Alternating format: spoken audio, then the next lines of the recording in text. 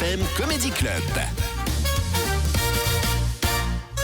Et la carte blanche cette semaine, Eric Lecoultre, c'est à toi. Salut Eric. Salut. Connaissez-vous le point commun entre Raphaël Nadal, Patrick Bruel, Yacine Gemat, ma mère et Hitler?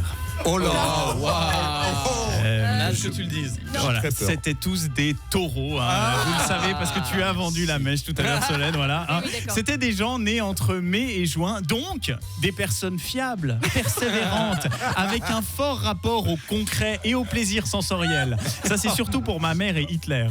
Alors, je dois vous le dire, je ne comprends pas le délire avec l'astrologie. Pourquoi autant de personnes de ma génération croient en ces conneries?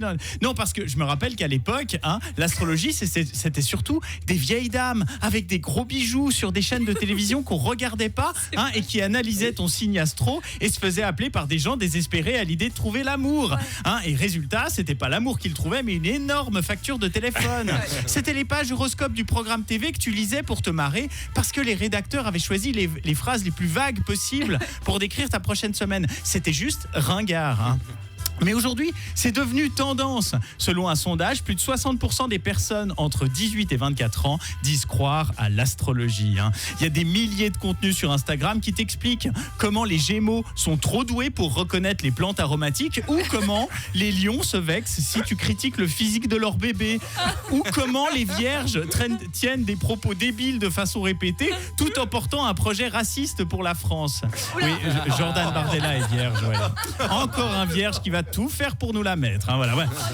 Mais le pire dans tout ça, c'est que de plus en plus de personnes gèrent leurs rencontres et amitiés en fonction des signes astrologiques des autres. Aujourd'hui, on peut entendre des phrases du type « Je suis pas sûr de vouloir collaborer avec toi sur ce projet, je ne m'entends pas bien avec les béliers. » Mais peut-être que c'est les béliers qui ont un problème avec toi, Cécile, parce que tu dis ce genre de dinguerie, et aussi parce que tu portes un t-shirt avec l'inscription attachante. Ça aussi.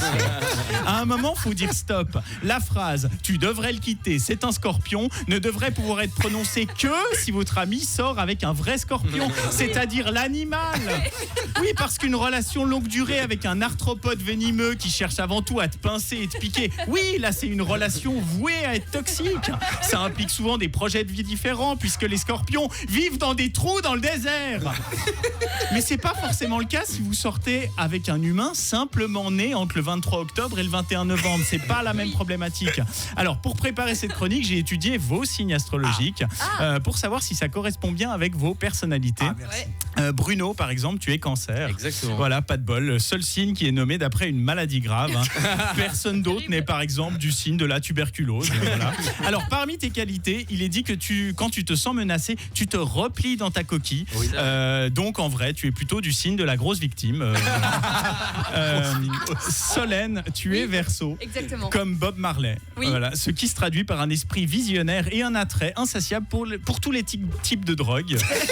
Et enfin, Hervé, tu es Gémeaux. Oui, voilà. c'est juste. Ce qui signifie que tu as tendance à intellectualiser les choses, à mettre tes émotions de côté au profit de l'analyse rationnelle. Une qualité évidente, que personne n'est surpris ici, que tu partages. Tu partages cette qualité avec un autre Gémeaux célèbre, Donald Trump. Allez, bon week-end. Bravo Eric Lecoultre. Moi, c'est bien simple. Quand j'ai pris les commandes de l'émission, il y avait beaucoup trop de scorpions. J'en ai viré 4, il ne reste plus que 2. Comme Raymond Domenech. Qui, à mon avis, t'a un peu inspiré cette chronique. Incroyable, avec le documentaire sur Netflix. J'aime beaucoup les hommes politiques parce que tu n'as pas regardé ma date de naissance, mais moi aussi j'ai un homme politique. Attends. T'as qui? J'ai Dominique Strauss-Kahn. Nicolas Sarkozy. Avec, Petit nerveux comme toi. Voilà, alors on a beaucoup de points en commun, ça c'est sûr. Bruno, tu Pour as la Lionel Messi, si jamais. Moi j'ai Zinedine Zidane Ah ouais? et Maria Carolina de Bourbon des Deux Siciles. J'espère pas la future première dame. Mais Donc en fait, tout le monde s'intéresse quand même aux signes astrologiques et c'est pour ça qu'on n'a jamais pu s'en séparer sur l'antenne de WFM et que les gens écoutent quand même. Et oui.